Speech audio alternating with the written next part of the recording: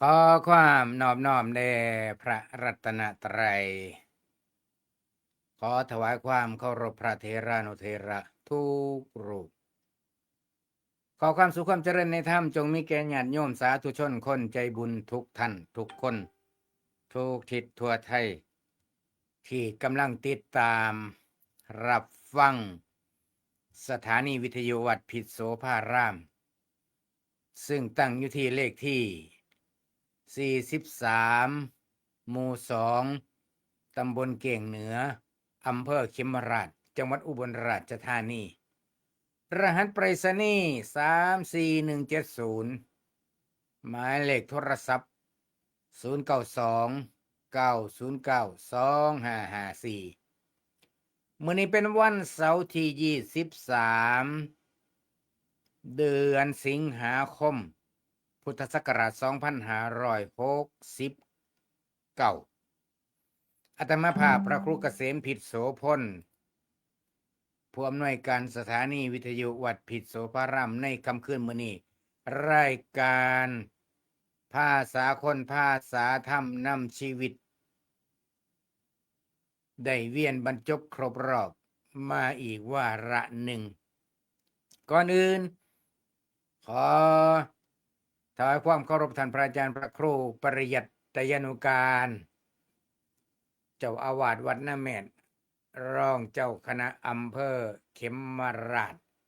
มื้อนี้มารวมรายการภาษาคนภาษาธรรมนำชีวิตก่อนอื่นนิมนต์พระอาจารย์ได้ทักทายก่อนครับเป็นการทดสอบระบบเสียงว่าเป็นจังไดนิมนต์ก่อนครับ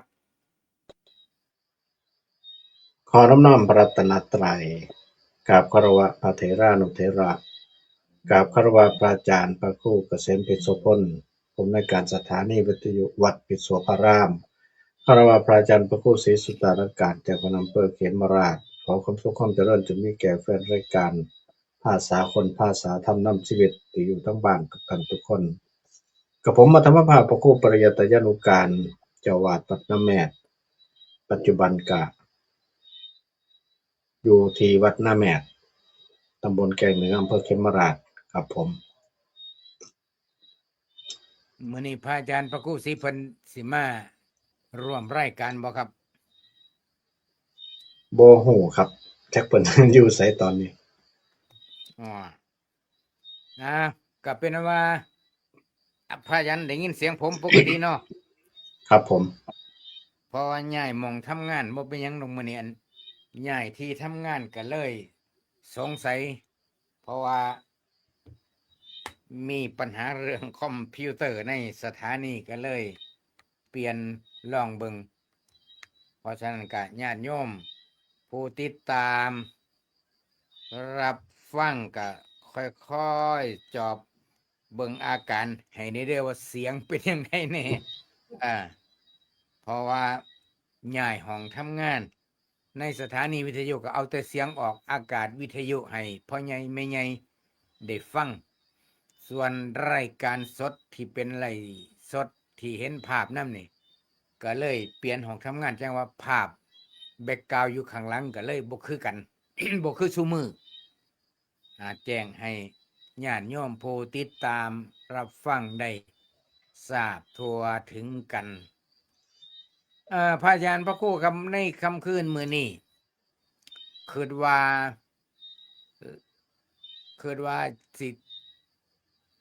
ชวนพระอาจารย์มาคุยเกี่ยวกับสถานีวิทยุแล้วก็เพราะหยังเพราะว่ามื้อนี้วันที่23แล้ววันอาทิตย์วันเสาร์ที่23หรืออาทิตย์บ่ อาทิตย์อาทิตย์ครับ เอออาทิตย์ที่23แล้วมื้ออื่นก็สิเป็นวันจันทร์วันเสาร์หน้าวันเสาร์หน้านี่เป็นวันเสาร์ที่29สิงหาคมซึ่งเป็นงานบุญสังฆทานสถานีวิทยุวัดผิดโสพาราม FM 102.75เมกะเฮิรตซ์เพื่อนัดพบญาติธรรมผู้มีศรัทธาประสาทะ ในพุทธศาสนา เพื่อสิได้ร่วมด้วยช่วยกันมาร่วมกันสร้างกองทุนหนุนกองทัพเพื่อว่าสถานีวิทยุของเฮานี่สิซอยกันมาต่อลมหายใจในลำดับต่อไปนี่แหละจังว่าเมื่อคืนที่มีปัญหาก็แก๊กกันเนื่องมาจากว่าคอมพิวเตอร์สถานีวิทยุที่ทำการออกอากาศเป็นประจำระบบซาวด์การ์ดเสียงโทรศัพท์มีปัญหาก็เลยมื้อนี้ก็เลยได้ย้ายห้องไร่สดมาอยู่ห้องทำงานส่วนโตวมื้อนี้ก็เลยสิมาส่วนพระอาจารย์คุยเกี่ยวกับเรื่องสถานีวิทยุ แต่ญาติโยมญาติธรรมเฮาหลายๆท่านหลายๆคนที่ติดตามสถานีวิทยุมาระยะเวลายาวนานนี่บ่มีปัญหา แต่ว่าในสังคมบางส่วนบางท่านบางคนก็อาจสิมีหยังติมีหมายความว่า โอ้ย ผู้ใดสิไปฟังวิทยุซุมื้อนี่เขาใส่อินเทอร์เน็ตเขาเบิ่งใน YouTube เขาเบิ่งอยู่หันอยู่นี่เบิดล่ะนะ แต่ว่าความเป็นจริง ตอนนี้ก็ยังมีการพิสูจน์กันอยู่เด้ครับ อาจารย์พระครูว่าผู้ใดมีการพิสูจน์กันว่ามีบ่คนฟังวิทยุ ผู้บ่อยากเชื่อเนี่ยก็ยังมีอยู่เด้ครับ ในสังคมภาพโดยรวมพ่อใหญ่แม่ใหญ่บ้านเฮานี่บ่ต้องไปถามเพราะว่าพ่อใหญ่แม่ใหญ่นี่เพิ่นเข้าใจดี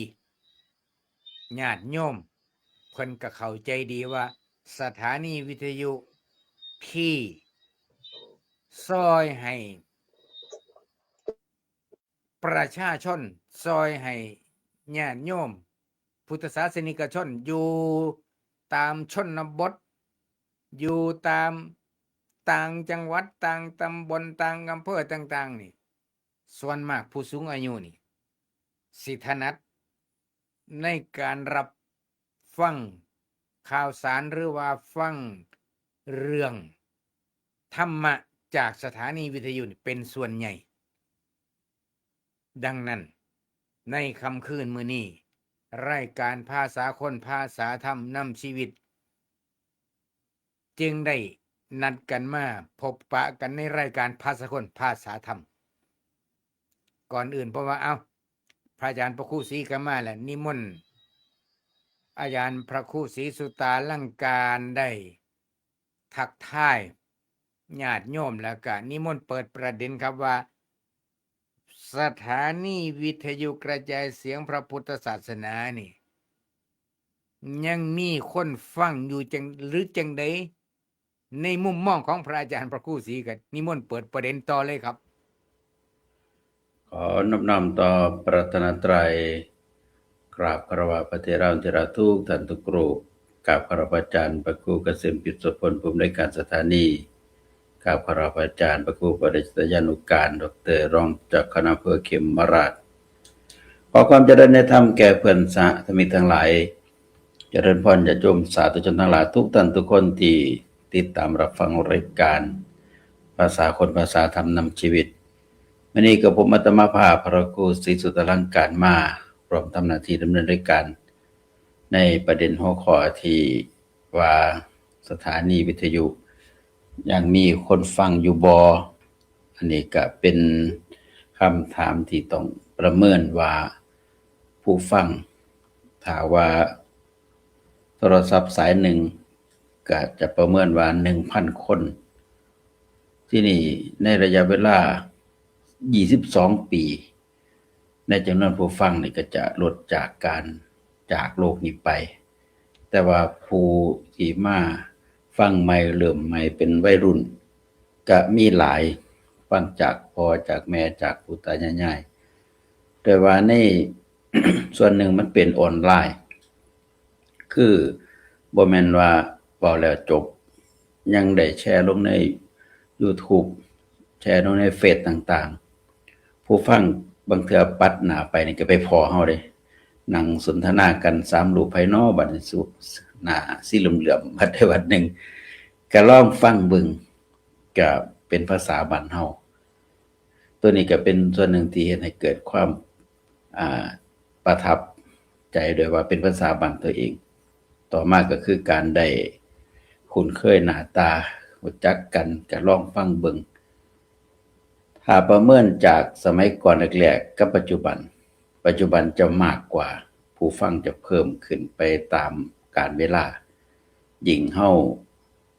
แชร์ลง YouTube แชร์ลงในเฟซต่างๆนี่ปัดไปไสก็พอบ่จะพอก็พอเพราะว่ามันอยู่หน้าออนไลน์บางเทื่อผู้มีทุกข์อยากหาวิธีทางแก้พอได้มาฟังเนื้อหาสาระที่เฮาเว้ามันตรงกับโรคที่เผชิญอยู่ความทุกข์ที่เจออยู่นี่ก็ได้เกิดความประทับใจก็หันมาฟังแล้วฟังอีกติดตามรับฟังอันนี้ก็จึงเป็นส่วนหนึ่งที่บอกว่าสำหรับผู้เพิ่นสนใจผู้เพิ่นเข้าใจผู้เพิ่นติดแล้วเพิ่นจะฟังต่อเนื่องถึงจะมีโอกาสเวลาบ่หลายก็มาฟังเล็กๆน้อยๆทั้งออนไลน์บ่ได้ฟังออฟไลน์ทาง FM 102ก็มาฟังออนไลน์ย้อนหลังได้อีกก็เลยกลายเป็นว่าเป็นแฟนคลับเป็นแฟนตัวยงเป็นแฟนที่เรียกว่ากดไลค์กดแชร์กดติดตามตลอดแบบนี้ก็มีส่วนผู้บ่คุ้นเคยบ่ได้สนใจบ่ได้มีฐานจิตใจในเรื่องธรรมะมาก่อนนี่ก็จะบ่สนใจเพราะในส่วนหนึ่งก็บ่คุ้นเคยส่วนหนึ่งก็บ่ทันมีทุกข์ละอีกตัวหนึ่งก็คือบ่ค่อยได้สนใจพระบ่ได้ยินดีพอใจในส่วนที่เป็นธรรมะก็เรื่องของเพิ่นแต่ว่าเฮาดีใจที่มี FC ติดตามรับฟังแล้วก็เป็นผู้ที่มีโอกาสได้ให้โอกาสทุกท่านทุกคนได้มีส่วนในการได้เอาธรรมะไปรักษาโรคทางใจนี่จึงเป็นสิ่งหนึ่งที่อนุโมทนาชื่นชมในส่วนของสถานีวิทยุครับผมครับมุมมองของพระยันพระครูปริยัติดีครับนี่กระทู้เดียวกันนี่แหละครับครับในเรื่องของวิทยุตามที่ได้พระอาจารย์พระครูเพิ่นกล่าวผมก็บ่ปฏิเสธครับว่าทางวิทยุประเภทออนไลน์มีคนเบิ่งมีคนมักเบิ่งแต่ว่าก็ในส่วนหนึ่งครับถ้าเอาทั้งบ้านนอกส่วนมากสิเป็นสวผู้สูงวัยก็สิใช้เครื่องทรานซิสเตอร์น่ะเป็นตัวรับฟังในหัวข้อสาระธรรมะต่างๆเพราะอิหยังเพราะว่าในระบบออนไลน์นี่ผู้เฒ่าสิเฮ็ดบ่เป็นส่วนมากคันสิฟังในออนไลน์ก็เอิ้นลูกเอิ้นหลานมาเฮ็ดให้แต่คันถ้าเป็นวิทยุทรานซิสเตอร์นี่เปิดปุ๊บติดปั๊บฟังได้เลยสะดวกสบายแล้วก็ง่ายพร้อมแต่ออนไลน์นี่มันต้องใช้เครื่องเป็นโทรศัพท์บัดนี้เบิ่งหน้าจอก็บ่ชัดแล้วหาก็บ่ถูกลางเทื่อจักมันไปไสจักมันย้ายไปไสแบบว่าเบิ่งบ่ได้แต่ทีนี้สาระข่าวสารต่างๆที่เป็นวิทยุทรานซิสเตอร์นี่สังเกตเบิ่งก็เวลาเฮาไปหั้นไปนี่ญาติโยมก็สิเว้าเล่าสู่ฟังครับบางคนเพิ่นเป็นแฟนรายการเพิ่นก็สิบอกว่าโอ้มื้อนั้นพระครูเว้าเรื่องนั้นมื้อนี้พระครูเว้าเรื่องนี้ผู้ข้าฟังประจำเด้อเว้าเรื่องนั้นเว้าเรื่องนี้แต่ว่าผู้ข้าน่ะฟังอยู่แต่บ่ได้โทรหาแสดงว่าเพิ่นติดตามตลอดแล้วก็เพิ่นเว้าเรื่องเพิ่นสิเล่าเรื่องเก่าๆมาสู่ฟังนี่คือเป็นเรื่องที่ว่ายังใช้ได้อยู่คือเก่าแล้วก็วิทยุที่เป็นทรานซิสเตอร์นี่บ่เสียการเสียงานเด้ ฟังเฮ็ดแนวอื่นนำก็ได้สิเป็นจักตอกอยู่ก็ได้สิเป็นเล้าการเผาอยู่ก็ได้สิเฮ็ดไร่ไถนาเฮ็ดหยังก็ได้แต่ว่าในระบบออนไลน์นี่ต้องอยู่หน้าจอได้บัดนี้เพิ่นฟังเพิ่นเบิ่งพร้อมเด้เพิ่นเบิ่งรายการนั้นเบิ่งรายการนี้ก็จ้องอยู่หน้าจอนั่นแหละเพราะว่ามันมีเสียงมันมีภาพเพิ่นก็ไปเบิ่งในหั้นแต่เป็นทรานซิสเตอร์นี่สมัยก่อนๆก็ตั้งคันแท่นาดำนาเกี่ยวข้าวเสยยกเว้นว่าฝนตกเท่านั้นล่ะสิไปปิดไว้ฉะนั้นไอ้เรื่องที่ปฏิเสธนี่ปฏิเสธบ่ได้ครับเรื่องเกี่ยวกับเครื่องรับวิทยุทรานซิสเตอร์นี่ก็ยังมีความจำเป็นคือเก่าสำคัญคือเก่าโดยเฉพาะทางบ้านนอกบ้านนาเฮาแล้วก็ผู้สูงวัยยังใช้ได้คือเก่าเว้าเรื่องหยังไปเพิ่นได้ยินหมดเพิ่นได้ยินนั่นล่ะแต่ว่าเพิ่นสิตอบหรือบ่ตอบนั่นบ่เป็นปัญหาเพราะฉะนั้นในมุมมองผมว่าบ่ต้องไปสนใจเรื่องที่เกี่ยวว่าบางคนก็สิคิดว่าโอ๊ยยอดไลก์สิเอาแต่ยอดไลก์หลายอ่า มันซ่อนยอดไลก์เขาก็แล้วแต่เพิ่นอ่าวัดยอดไลก์เท่านั้นยอดไลก์เท่านี้อันนั้นมันเป็นบางเทื่อก็บ่เต็ม100%เดะว่าสิให้มันชัดเจนบ่ว่ารายการนี้หรือว่าเรื่องราวเรื่องนี้คนสนใจเบิ่งด้วยความสนใจบ่ก็บ่ชัดเจนเดะบางเทื่อกดเข้าไปฟังแล้วก็หนีไปบ่ได้ฟังจบแต่ว่าทรานซิสเตอร์ถ้าเป็นของเรานี่ก็คือผู้เฒ่าที่เป็นแฟนรายการนี่ปฏิเสธบ่ได้เลยครับ เพิ่นฟังตลอดบางคนเพิ่นบอกว่าผู้ขาเอามาแต่มื้อแรกฮอดมื้อสุดท้ายนี่บ่ได้เปิดไปไสจักเทื่อเดะว่าซั่นเอาไว้แต่หม้องเก่าพู้นน่ะเอาไว้สถานีเดียวบ่เปิดไปหม้องอื่นจนว่ามันตายหนีจากอันนี้คือเป็นหัวข้อที่ว่าเราปฏิเสธบ่ได้ครับเกี่ยวกับวิทยุทรานซิสเตอร์นี่ครับบ่ต้องไปสนใจแนวอื่นเราเฮ็ดไปตามนี่ล่ะเอาคนสูงวัยเป็นแฟนรายการที่หล่นไป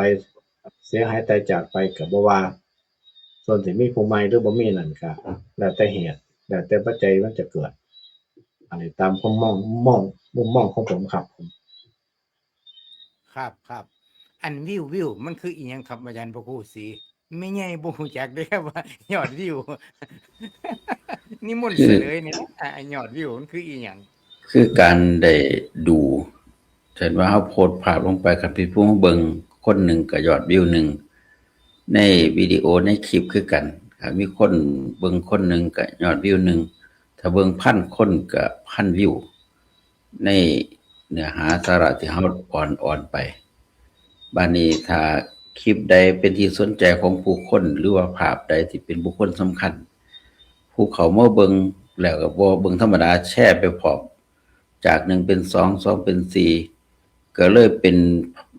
การคูณจำนวนผู้เบิ่งเข้าไปอีกแชร์ไป100คนแต่ละ100คนก็จะมีผู้ติดตามอีกเป็น100 200ยอดวิวก็เพิ่มจากการแชร์ไปมีผู้เบิ่งเพิ่มอีกนั่นก็คือมีผู้สนใจมีผู้ติดตามก็ประเมินจากยอดวิวตามธรรมดาเฮาเปิดวิทยุไปส่งเสียงไปนี่เฮาบ่ทราบยอดวิวแต่พอลงในเฟซใน YouTube ต่างๆแล้วมันบอกเพราะว่า AI บอกว่าผู้ใดมาเบิ่งจักคน AI จิเอามารายงานเฮาก็เลยทราบยอดวิวก็เฮ็ดให้ผู้ทำงานเกิดกำลังใจว่ามีผู้ติดตามอยู่มีผู้เบิ่งอยู่ดีกว่าเฮาอยู่ซื่อๆได้เผยแผ่ธรรมะได้เห็นผู้ให้ความสนใจก็เกิดกำลังในการทำหน้าที่ในการเผยแผ่ธรรมะครับผมคำว่าวิวนี่มันเป็นจังซี่กับพ่อใหญ่แม่ใหญ่ฟังทางวิทยุก็เอาไว้ประดับความรู้ก็แล้วกันแต่ทั้งนั้นและทั้งนี้ก็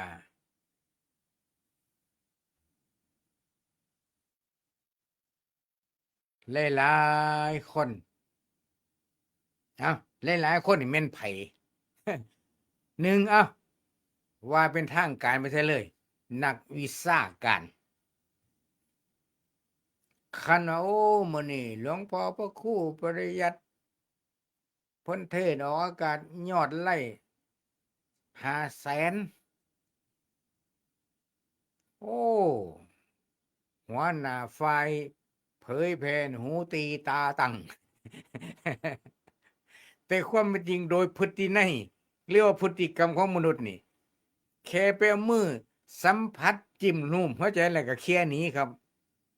ประโยคยาวๆที่เพิ่นเว้าจักเพิ่นเว้าหยังซ้ำเช่นเพิ่นเทศน์ว่า การฆ่าสัตว์ก็ดี การประพฤติผิดในกามก็ดี การลักขโมยก็ดี ยังเว้าบ่ทันสุดศีลห้าซ้ำความจริงเพิ่นเทศน์ว่ามุสาวาทก็ดี ดื่มสุราก็ดีเลวทั้งนั้นบ่ได้ยินนะก็ไปโพนธนาแต่โอ้ยเพิ่นว่าดีเด้บ่ครูบ่เรียนแล้วว่า จังซี่นะ เป็นต้น อันนี้อุปมาให้ญาติโยมเฮาได้ฟัง เพราะฉะนั้นสถานีวิทยุพระพุทธศาสนาครูบาอาจารย์พระสงฆ์ทั่วไทย ตอนนี้ก็เอิ้นว่ามีอยู่ทุกจังหวัด บางจังหวัดก็มี2 สถานี3 สถานีที่เป็นวิทยุพระพุทธศาสนาญาติโยมก็ได้ยินได้ฟังสาระธรรมะทุกด้าน เป็นเหตุเป็นปัจจัยทำให้ได้เข้าถึงสาระธรรมะและก็ประโยชน์บัดนี้อยากนิมนต์อาจารย์พระครูศรีบอกถึงว่าประโยชน์สถานีวิทยุหรือว่าที่พระอาจารย์ได้ยินได้ฟังมาก่อนสิเกิดสถานีวิทยุวัดพิษโสภารามนี่อาจารย์ได้ฮู้ได้ยินได้ฟังอุดมคติของหลวงพ่อมาจังใดเนี่ยครับนิมนต์ ครับคือถ้าพูดถึงสมัยบ่ทันมีสถานีเวลาไปเผยแพร่เขาฉลากเขาประดับดินก็ส่งพานินไปบรรยายธรรมตามวัดต่างๆเดินทางโดยเถ่าโดยบ่มียานพาหนะไปนั่นก็คือความล่าช้าความเนิ่นช้าตลอดถึงปริมาณในการไปเผยแพร่ก็บ่ได้หลายโดยว่าไปจุดใดจุดหนึ่งหลวงพ่อเพิ่นก็มีวิธีการขยายงานโดยการไปเทศน์ไปบรรยายมีใช้สไลด์ก็นั่นเป็นการเผยแพร่ในเชิงรุกแต่ก็เข้าถึงได้เป็นบางหมู่บ้านโดยว่าสื่อสารก็ดีแต่ขาดการกว้างไกลเพราะว่าโลกบ่ทันออนไลน์แต่พอมาตั้งสถานีวิทยุแล้วพระเดชพระคุณหลวงพ่อก็เห็นว่าคุณค่าของการเผยแพร่ธรรมะนี่ไปได้ทุกย่อมหญ้าถ้าหากว่ามีวิทยุรับฟัง FM 102.75 เมกะเฮิรตซ์ปริมาณของการเผยแพร่ธรรมะกว้างขึ้นปริมาณมากขึ้นโดยบ่ต้องเดินทางไกลอยู่สถานีแล้วก็ส่งแต่เสียงไปแล้วต่อมาอีกยังมีโหลดการแชร์ลงใน YouTube ในเฟซต่างๆอีกเป็นการเผยแพร่ทางออนไลน์อันนี้ไปได้ทั่วโลกปริมาณของการขยายเสียงขยายภาพพอไปได้ทั่วโลกแล้วก็ยังเก็บไว้ได้ยืนยาวไปหลายๆปีอีกที่นี่ปริมาณประโยชน์มันก็ต้องเพิ่มขึ้นถึงหากว่าเฮาบ่สามารถเช็คเรตติ้งได้แต่มันก็มีผลนี่จึงเป็นว่าหลายๆคนที่บ่คุ้นอยากอายบ่กล้าเข้าวัดบ่กล้าไปฟังเทศน์แต่ก็จอบฟังก็มีคือการจอบฟังนี่บ่ว่าเจ้าจะจอบหรือบ่จอบเนื้อหาสาระใดที่มันตรงกับประเด็นความทุกข์ที่มีอยู่นั่นมันก็มีผลต่อจิตใจก็เลยกลายเป็นว่าเข้าทั่วถึงผู้คนที่บ่ค่อยมีโอกาสบ่ค่อยอยากเข้าวัดหรือเข้าวัดสนใจมีโอกาสก็ยิ่งเพิ่มความสะดวกในการรับฟังมากขึ้นประโยชน์จึงเป็นอเนกประการนี่ประโยชน์ในส่วนที่เป็นโลกออนไลน์ครับผมนิมนต์พระอาจารย์พระครูปริยัติครับ ในฐานะว่าอาจารย์พระครูปริยัตินี่ เคยเป็นสามเณรอยู่ใกล้ชิดติดกับพระเดชพระคุณหลวงพ่อใหญ่เฮานี่มาเคยได้ยินได้ฟังเพิ่นเว้าจังได๋แน่ครับเกี่ยวกับเรื่องสถานีวิทยุในความมุมมองของพระอาจารย์นิมนต์ครับ ครับผมแต่ก่อนเนี่ยเพิ่นพระเดชพระคุณหลวงพ่อเพิ่นว่าเพิ่นทดลองเพราะว่าเพิ่นเป็นว่าง่ายๆว่าเป็นสร้างซ่อมวิทยุ อ๋อบัดนี้ซ่อมวิทยุแล้วบัดนี้สมัยนั้นเครื่องเสียงเพิ่นก็สิมีเครื่องเสียงครับเครื่องเสียงเนี่ยเพิ่นก็เปิดส่วนมากสิเป็นแผ่นขี้คั่งบักใหญ่หมอลำก็สิเป็นพวกหมอลำบุญเพ็งหมอลำหยังพู้นล่ะสมัยนั้นพู้นล่ะจักแม่นยุคอิหยังล่ะมันยุค90บ่ยุคใดดอกเพิ่นว่าเพิ่นพระเดชพระคุณเพิ่นก็สิเปิดบัดนี้ในเฮ็ดไปเฮ็ดมาแล้วเพิ่นพระเดชพระคุณเพิ่นก็มาความคิดว่ามันเฮ็ดลับได้มันน่าสิเฮ็ดทรงได้เพิ่นว่า เพิ่นก็เอาอิเล็กทรอนิกส์ตามน่ะมาเฮ็ดมาประกอบมาส่งไปบัดนี้ปรากฏว่ามันไปดังในวิทยุคือเก่ามันไปดังในวิทยุอีหลีเอาธรรมะเปิดมันก็ออกไปเอาหมอลำใส่มันก็ออกไปแต่ว่าจะฮอดไสบ่จักเพิ่นว่าสายสัญญาณนี่เป็นเสียกเป็นลวดตากผ้าเอาเป็นเฮ็บใส่หั้นไปขีบใส่หั้นมันก็ไปเพิ่นว่าไปมาแล้วเพิ่นว่ามันผิดกฎหมายแบบเพิ่นเก็บบัดนี้เก็บเพิ่นโยนขึ้นหลังคาเพิ่นว่า ปรากฏว่าก็สิเป็นกสทชนี่ล่ะเขาดักฟัง เขามาเบิ่งบัดนี้เขาว่ามันออกจากจุดนี้ไปซ้ายก็มาหาบึงหาลางโตมีหยังก็บ่มีเพิ่นก็เลยว่าแนวนี้ก็ดีเว้ยคันถ้าว่าเฮาเอาธรรมะนี่เอาเสียงธรรมะนี่ออกไปหาโยมผ่านจากขึ้นไปนี่สิดีกว่าเฮาไปหาเทศน์หาบรรยายคือพระอาจารย์พระครูศรีว่านั่นสิไปบรรยายบัดหลวงไผก็ต้องหอบสิ่งหอบของไปบรรยายบัดน่าเจริญก็หอบสิ่งหอบของไป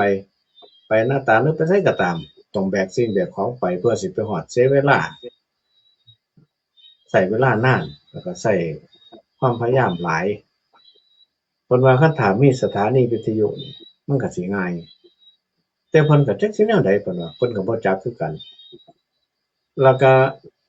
ความปรารถนาเพิ่นนี่เพิ่นก็ตั้งมาตั้งแต่พู้นล่ะบัดหลังจากนั้นมาบัดนี้พระอาจารย์ไมตรีเพิ่นมาอยู่วัดผิดเพิ่นมาเป็นลูกศิษย์พระเดชพระคุณนี่ล่ะตอนนั้นเพิ่นก็คาดว่าเพิ่นสิได้คุยกันครับคุยกันแล้วบัดนี้พระอาจารย์เพิ่นก็สิเอาเรื่องนี้เป็นการบ้านหลังจากนั้นเมื่อมีโอกาสเพิ่นก็ได้เอาเรื่องนี้ล่ะ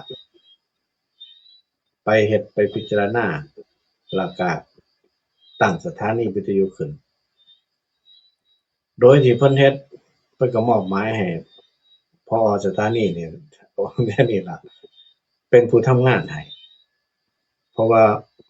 บางคนว่าโอ๊ยเพิ่นวางแผนแต่นานแล้วเพิ่นว่าคือพระอาจารย์ไมตรีนี่เพิ่นวางแผนตั้งแต่นานตั้งแต่คราวพู้นแต่คราวไปเรียนคอมพิวเตอร์อยู่วัดสวนมะม่วงพุ่นอ่าคือสิเป็นการต่อยอดเรียนคอมพิวเตอร์แล้วก็มาสอนแล้วก็เฮ็ดไปเรื่อยๆเพราะว่าสถานีวิทยุนี่เกี่ยวกับคอมพิวเตอร์แน่นอนเพิ่นก็จนพัฒนาขึ้นมาเรียบร้อยแล้วพระเดชพระคุณหลวงพ่อใหญ่เพิ่นก็จังได้บอกเพิ่นก็จังได้ขอว่าอันเฮ็ดสถานีให้หลวงพ่อแหน่ล่ะ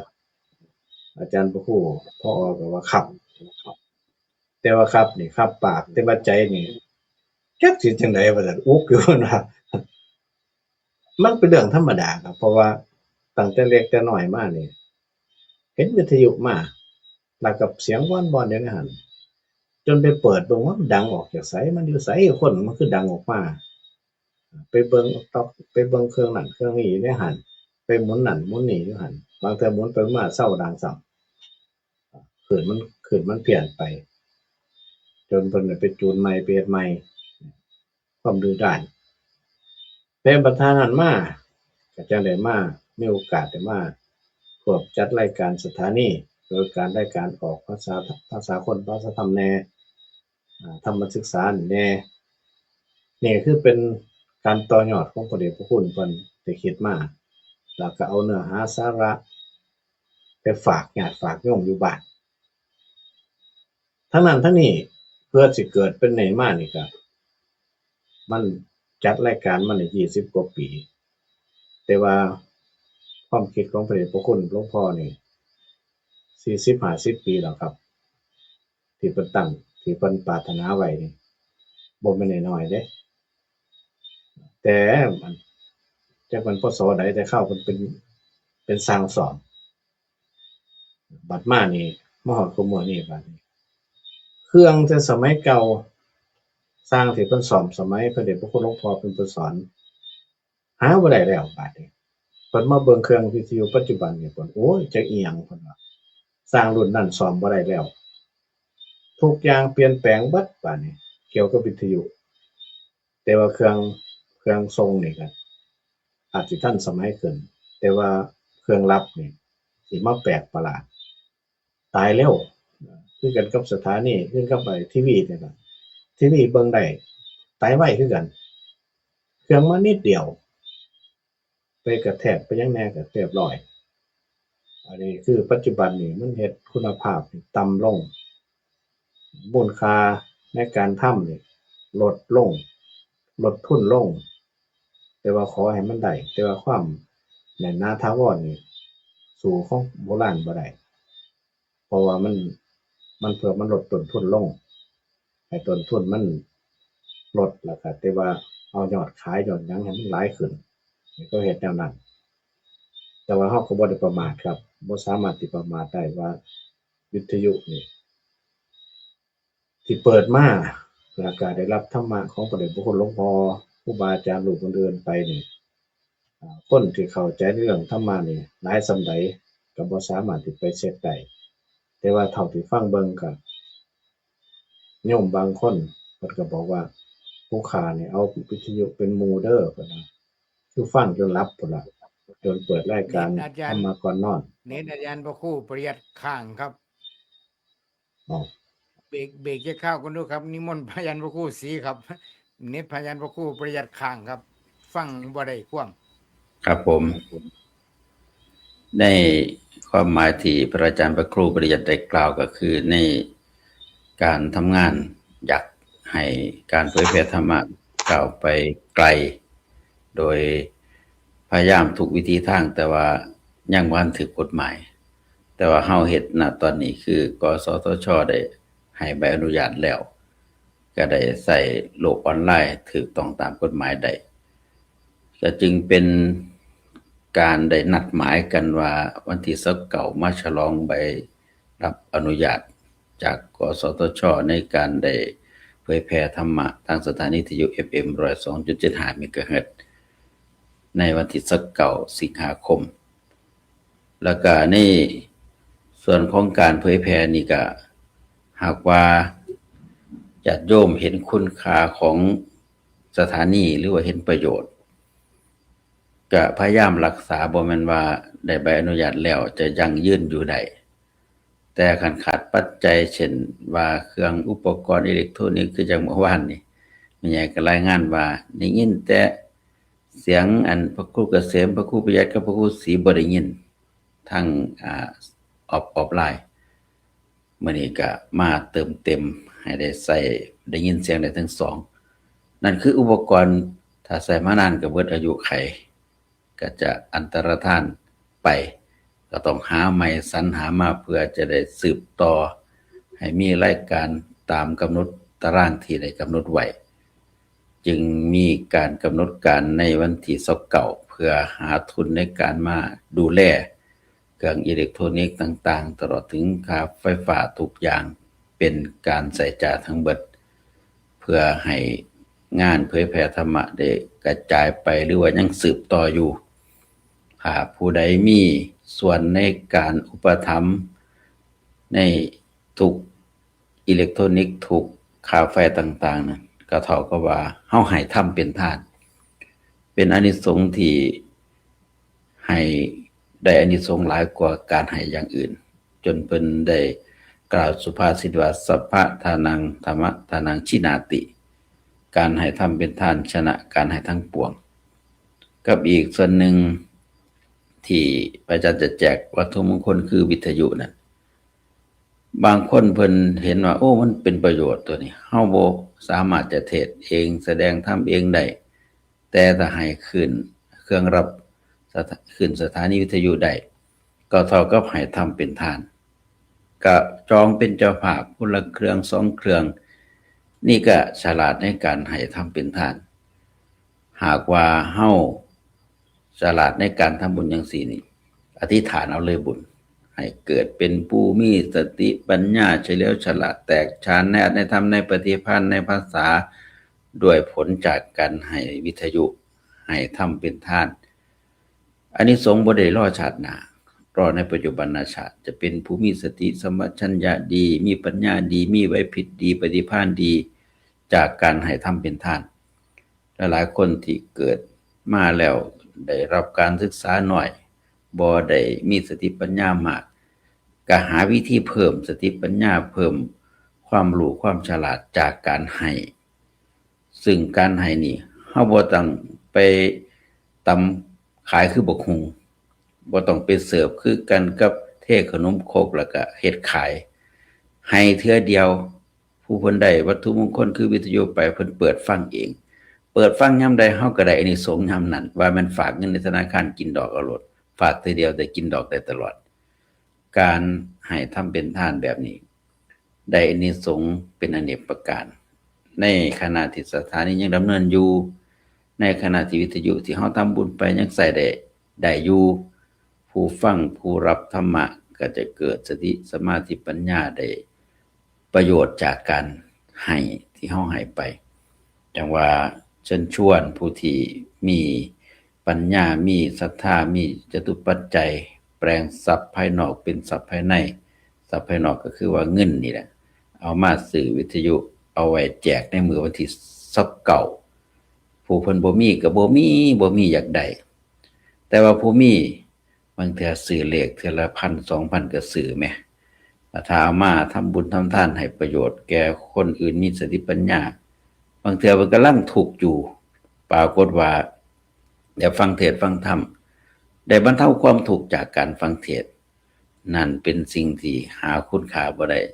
ถึงจะเครื่องวิทยุน้อยๆ500 บาทแต่ว่าคุณค่าเปลี่ยนแปลงจิตใจคนนี่เฮ็ดให้คนมีสติสมาธิปัญญาอยู่ในโลกได้บรรเทาความทุกข์ได้มีความเพียรมีศรัทธาเชื่อมั่นในคุณงามความดีแล้วก็สร้างคุณงามความดีมันมีอานิสงส์เป็นอเนกประการเป็นคุณูปการคุณเป็นสิ่งหนึ่งที่บ่ควรมองข้ามอันนี้เว้าให้เห็นภาพถึงการให้ทำเป็นทานถึงการให้วัตถุที่จะนำไปสู่การรับฟังธรรมะเป็นทานในวันที่29นี้ผู้ใดมีโอกาสเวลาก็บ่ต้องหลายดอกซ้ำเครื่องหนึ่ง2เครื่องตามกำลังแต่ให้เฮ็ดด้วยใจเฮ็ดด้วยปัญญาเฮ็ดด้วยศรัทธาจริงๆความเชื่อมั่นที่เฮ็ดจะได้อานิสงส์หลายครับผม นิมนต์พระอาจารย์พระครูปริยัติใหม่ครับเพราะว่าที่ผ่านมาเสียงเน็ตบ่เสถียรนิมนต์อาจารย์ครับ ครับผม เสียงมาแล้วบัดเอาว่าไม่เบิ่ง ก็คือเอ่อสัมตัวเก่าเนาะผมแต่ก่อนเนี่ยก็อยู่นำเป็นสามเณรอยู่ครับ เป็นประมาณ2 ปีปลายๆนี่ล่ะเกือบถึง3 ปีเป็นสามเณรของก็แบบว่าพระเดชพระคุณหลวงพ่อเพิ่นก็เคยเว้านำแล้วเคยฟังเพิ่นเล่าสู่ฟังเพิ่นเป็นช่างซ่อมวิทยุครับสมัยนั้นแล้วก็ครูบาอาจารย์ที่มาอยู่นำก็ต้องการอยากมาเรียนวิทยุแต่พระเดชพระคุณเพิ่นก็บ่ได้สอนง่ายๆคนผู้ใดอยากเรียนวิทยุก็ต้องมาจำพรรษาปีซะก่อนมาจำพรรษาแล้วเพิ่นก็จั่งสิสอนการทำวิทยุการซ่อมวิทยุให้แล้วก็ที่ชัดเจนก็คือมีพระครูปริยัติวรกิจหรือว่าพระอาจารย์มหาอัมค่าอาจารย์เล็งอีกผู้หนึ่งคือกันที่เป็นช่างซ่อมสมัยนั้นซ่อมแล้วพระเดชพระคุณหลวงพ่อเพิ่นก็จัดงานปริวัติกรรมเพิ่นว่าได้นิมนต์ทั้งครูบาอาจารย์หลวงพ่อวัดเวกวันนี่มั่งแต่กี้มาบรรยายธรรมครับบรรยายเรื่องพวกอภิธรรมต่างๆนี่ล่ะบรรยายแล้วอาจารย์เล็งเพิ่นก็สนใจว่าโอ้เพิ่นคือเว้าดีแท้เฮ็ดจั่งใดสิฮู้ ไปถามเพิ่นก็เล่าสู่ฟังว่าต้องไปเรียนมีสำนักสอนพระเดชพระคุณหลวงพ่อคือกันเพิ่นฟังโอ้อยากได้มาสอนลูกศิษย์ลูกหาทั้งพี่เด้มันชัดเจนเพิ่นว่าก็เลยขอร้องอาจารย์พระครูปริยัติวรกิจเนี่ยอาจารย์ห้ามค่านี่ให้ไปเรียนแล้วก็นำมาสอนลูกศิษย์ลูกหาอยู่วัดผิดเพิ่นก็รับปากครับเพราะว่าลูกศิษย์กับอาจารย์เด้ลูกศิษย์กับอาจารย์เพิ่นขอร้องเพิ่นก็ได้ไปเรียนจนได้เป็นอภิธรรมบัณฑิตแล้วก็เรียนจบปริญญาปริญญาธรรม3ประโยคเสร็จแล้วเพิ่นก็กลับมาเพิ่นก็ได้มาสอนแต่ก่อนพระเดชพระคุณหลวงพ่อนี่เพิ่นทดลองครับในการสร้างวิทยุซ่อมวิทยุนี่เพิ่นว่าเฮ็ดเครื่องส่งเฮ็ดเครื่องรับได้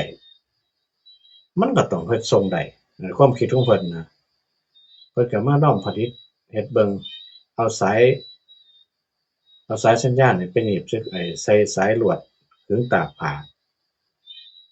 มันก็ไปบัดนี้ไปอ้อมแบบนี้ล่ะปรากฏว่าเสียงมันออกไปดังในวิทยุของญาติของโยมฟังเปิดนั่นเปิดนี่มันก็ไปดังของโยมไปๆมาเพิ่นก็เลยเซาครับบัดนี้เพราะว่าเพิ่นก็รู้ว่ามันผิดกฎหมายก็เลยเซาในขณะที่เซา2-3มื้อมาเขามาตรวจเบิ่งเขาว่ามันมีวิทยุขึ้นมาแถวๆนี้เขาก็มาหาเลาะเบิ่งแต่บ่เห็นครับบ่เห็นเสาบ่เห็นหลักบ่เห็นสายสัญญาณเสาสัญญาณบ่เห็นหยังเขาก็กลับไปพระเดชพระคุณเพิ่นก็เลยคิดว่าการเอาเสียงธรรมะไปหาโยมนี่มันดีหลายในสมัยนั้นคันสิไปเทศน์ไปบรรยายอยู่วัดอื่นก็ต้องเดินไปหอบของพะรุงพะรังไปยิ่งเป็นใช้สไลด์คืออาจารย์ผอ.ไปแต่ก่อนแฮ่งหาบไปซ้ำบัดนี้เพื่อสิไปฮอดพระเดชพระคุณเพิ่นเลยว่าคันถ้าเอาเสียงธรรมะนี่ส่งไปทางอากาศโดยใช้สถานีวิทยุนี่ก็คือสิง่ายโยมก็บ่ได้ต้องมาแล้วก็เราไปได้เบิดบ่ว่าสิอยู่บ้านอยู่เรือนอยู่ไร่อยู่นาอยู่สวนอยู่ไสก็ตามสามารถรับได้เพิ่นก็เลยตั้งปณิธานว่าอยากสร้างสถานีวิทยุอยากตั้งสถานีวิทยุเอิ้นว่าอาจารย์พระอาจารย์ไมตรีครับเพิ่นมาประพฤติปฏิบัติอยู่วัดปิดนี่แล้วก็เป็นผู้ที่เข้าหาพระเดชพระคุณหลวงพ่อแล้วก็คุยกันเพิ่นมักสิฟังแล้วก็เพิ่นเอาไปคำเว้าของพระเดชพระคุณหลวงพ่อนี่ไปคิดครับเสร็จแล้วเพิ่นก็รับเจตนาของพระเดชพระคุณหลวงพ่อนี่ไปคิดพิจารณาจนว่าวางแผนบัดนี้เพิ่นก็สิวางแผนว่าสิตั้งสถานีวิทยุโดยก็ผมคิดว่านะจักสิเป็นแม่นบ่แม่นให้พระอาจารย์พระครูผอ.นี่ล่ะไปเรียนนั่นคอมพิวเตอร์ก่อนอยู่สวนหนองม่วงเอาไปเรียนที่สวนหนองม่วงคอมพิวเตอร์นี่เป็นพื้นฐานแรกของการสร้างวิทยุแต่ว่าเพิ่นเอาไปเรียนคอมพิวเตอร์เพื่อสิมาสอนเด็กๆเด็กน้อยสอนลูกศิษย์ลูกหาซะก่อนบัดหลังจากนั้นมามีโอกาสเพิ่นก็สิตั้งแล้วเพิ่นก็มาคุยกับพระเดชพระคุณหลวงพ่อพระเดชพระคุณหลวงพ่อก็ได้รับแล้วก็บอกก็ขอบัดนี้ขออาจารย์พระครูผอ.นี่ว่าเฮ็ดสถานีวิทยุให้หลวงพ่อแหน่เด้ออาจารย์ผอ.ก็ครับครับแล้วก็ต้องเฮ็ดเด้อบัดนี้ทั้งนั้นทั้งนี้นี่ใช้เวลาโอ้ยบ่แม่นน้อยๆหลายกว่า50ปีครับเจตนาของพระเดชพระคุณหลวงพ่อที่ตั้งว่าสิเฮ็ดสถานีวิทยุมานี่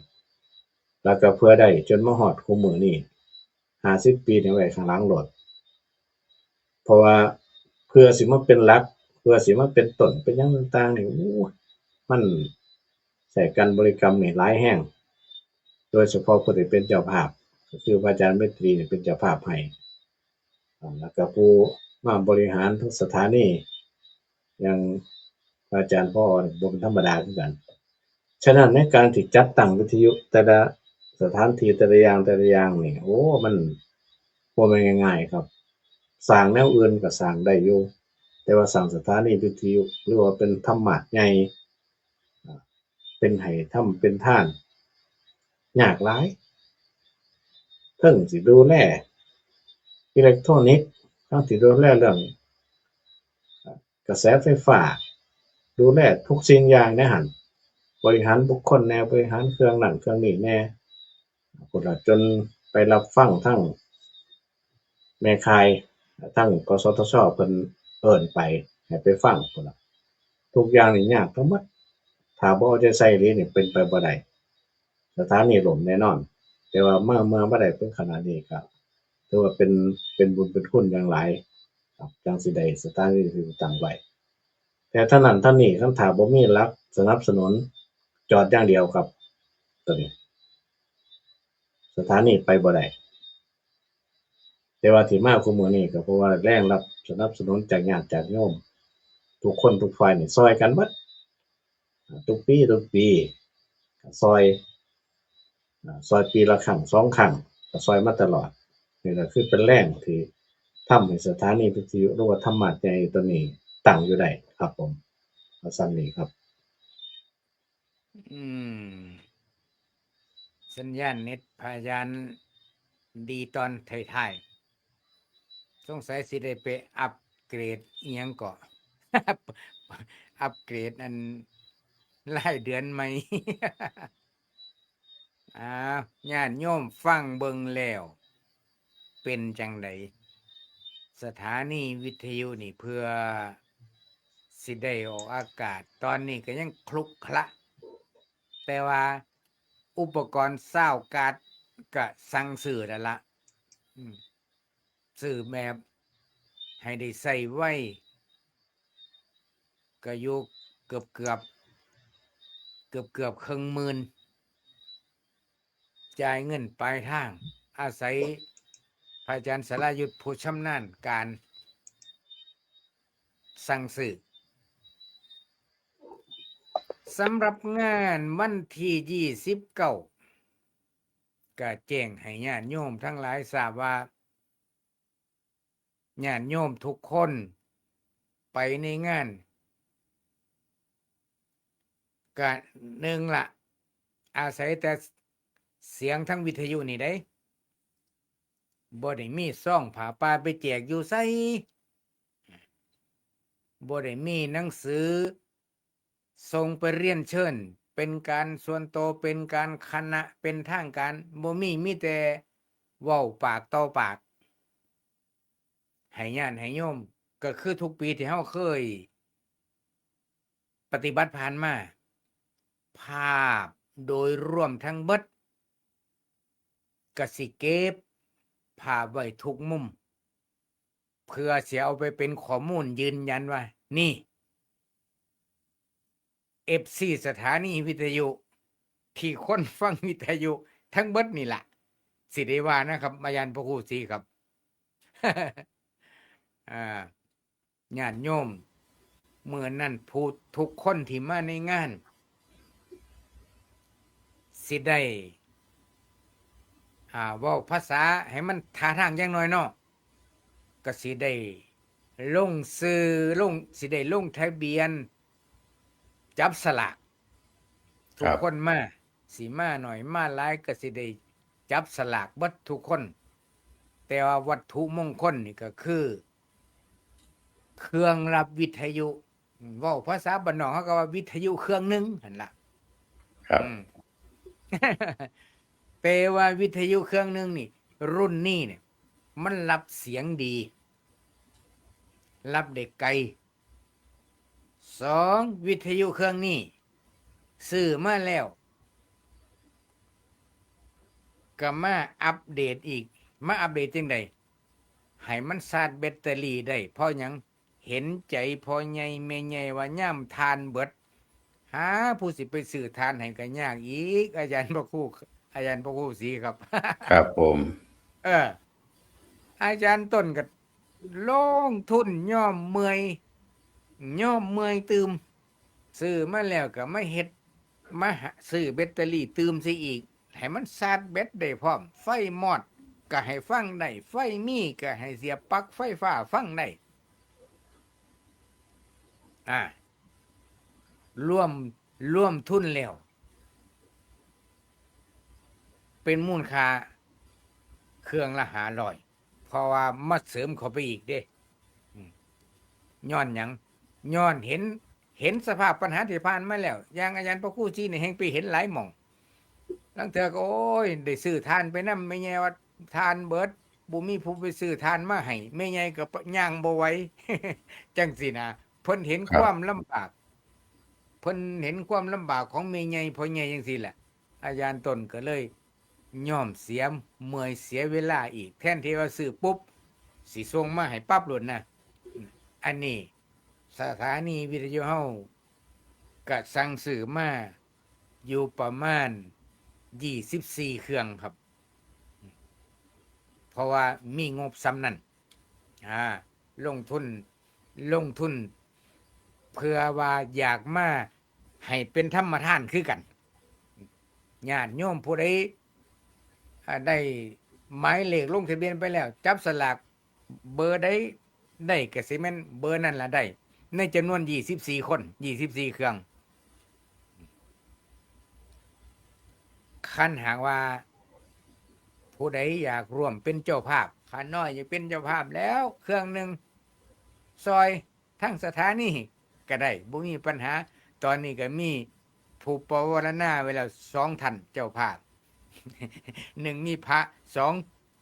ผู้ที่สองก็มันโยม ผู้ที่มีผู้ที่เป็นพระเนี่ยเพิ่นจองเงินหมู่กันนั่งอยู่แถวๆนี่ล่ะ เออเป็นเจ้าภาพแล้วก็อำญาติโยมไว้ซะก่อนว่ามื้อนั้นผู้ใดมาฮอดปุ๊บก็สิมีเจ้าหน้าที่ให้ลงทะเบียนทันทีเลยบ่เสียเวลาบ่ต้องลงชื่อก็ได้ เพียงแต่ว่าจับบัตรไปให้ได้บัตรไปบัตรหนึ่งก็โยมก็ถือไปอีกบัตรหนึ่งเบอร์เดียวกันก็ย้อนลงในบาทอืมเบื่อเทื่อ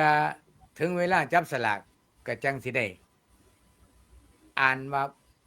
ผู้ถือหมายเลขนี้ได้รับรางวัลและในมื้อนั้นก็สิมีกิจกรรมทำพิธีมอบใบอนุญาตจากสำนักงานกสทชนี่ก็ได้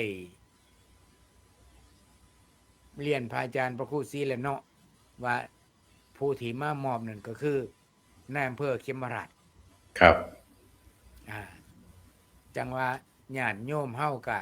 ขอเรียนเชิญเจริญพรอยากให้ไปร่วมกัน คือ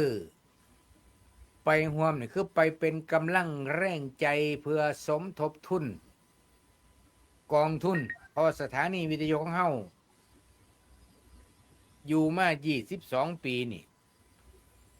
กองทุนเฮานี่แหละก็มีแต่ครูบาอาจารย์พระสงฆ์องค์เน้นป่าขาวเมชีตลอดจนถึงญาติโยมชาวบ้านนี่แหละซอยกันมาอยู่มาได้22ปีนี่ก็ปาดบ่ธรรมดาเพราะฉะนั้นญาติโยมผู้ได้ยินได้ฟังรายการนี้อยู่ก็ขอให้ทุกท่านทุกคนได้เป็นสายบุญซอยกันซอยกันตอนนี้ก็มีญาติมีโยมผู้เพิ่นศรัทธาแจ้งมาสิมาตั้งโรงทาน เช่นคณะตำบักหุ่งบ้านโน้นสมบูรณ์บ้านเก่งเหนือ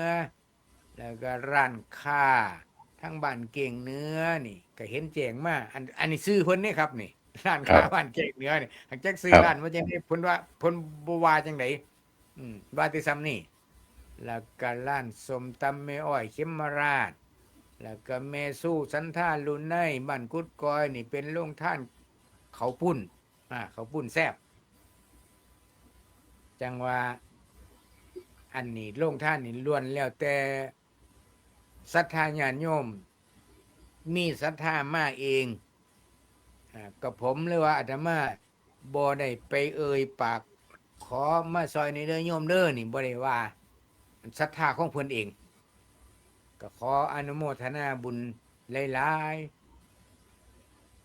ทั้งนั้นและทั้งนี้ก็หวังว่าศรัทธาญาติโยมก็คงสิได้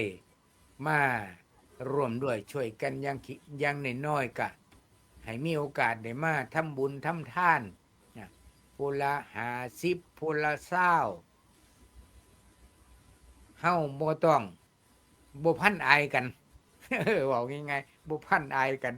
ในยุคสมัยที่มันอึดมันอยากมันก็อึดก็อยากแต่ว่าเฮ็ดจังได๋ สถานีวิทยุเฮาก็บ่มีช่องทางอื่น นอกจากจัดกิจกรรมปีละ2 ครั้งครั้งแรก18 กุมภาพันธ์ก็ผ่านมาอยู่มาได้6 เดือนแล้วก็จนถึงมาเดือนสิงหาคมก็วันที่29ปีนี้ทั้งคณะสงฆ์อำเภอเข็มราชเพิ่นได้ประชุมกันเพิ่นก็ได้ให้มื้อให้วันมาวันที่29อันนี้ก็ถือว่าคณะสงฆ์อำเภอเข็มราชก็มีคุณอุปการมีอุปการะต่อสถานีวิทยุมาตั้งแต่เริ่มต้นจนถึงปัจจุบันก็ได้อาศัยบุญบารมีของคณะสงฆ์อำเภอเข็มราชอาศัยบารมีญาติโยมพุทธศาสนิกชนทุกคนมื้อนี้ก็มีคุณแม่สมหญิงมีชื่อพูนจากลพบุรีก็มาร่วมเป็นเจ้าภาพคือกันในงานทอดผ้าป่าหรือว่าในงานบุญสังฆทานเพื่อทอดผ้าป่าเพื่อสมทบทุนหนุนกองทัพสถานีวิทยุก็ขอโมทนาเอาเป็นวันในค่ำคืนมื้อนี้รายการภาษาคนภาษาธรรมนำชีวิตก็เห็นว่าสมควรแก่เวลาก็ขอโมทนาขอบคุณพระอาจารย์พระครูทั้ง2 รูปจบรายการนี้แล้วอาจารย์อย่าเฝ้าปิดนะครับด้วยอย่าเฝ้าออกจากอย่าเฝ้าออกจากหน้าจอมีแนวสิคุยกันหลังไหม สำหรับรายการภาษาคนภาษาธรรมนำชีวิตในค่ำคืนมื้อนี้ก็ขออำนวยอวยพรให้ผู้ฟังทุกท่านทุกคนและก็ซอยกันเป็นสายบุญมาพบปะกันวันเสาร์ที่29 สิงหาคม 2569พี่ละเริ่มไปตั้งแต่2 โมงเช้า3 โมงเช้าก็จังได้สิได้มาพบปะกันก็ขอพลาอานิสงส์บุญใดกุศลใดที่อาตมาภาพทั้ง3 รูปได้กระทำบำเพ็ญมาได้มาร่วมกันบิณฑบาตเดชะให้ศรัทธาญาติโยมเจ้าภาพทุกท่านมาบุญมาร่วมกันขอให้สุขภาพร่างกายแข็งแรงอยู่ดีไม่แห้งสุขกายสุขใจสู่ผู้สู่คนขอเจริญพร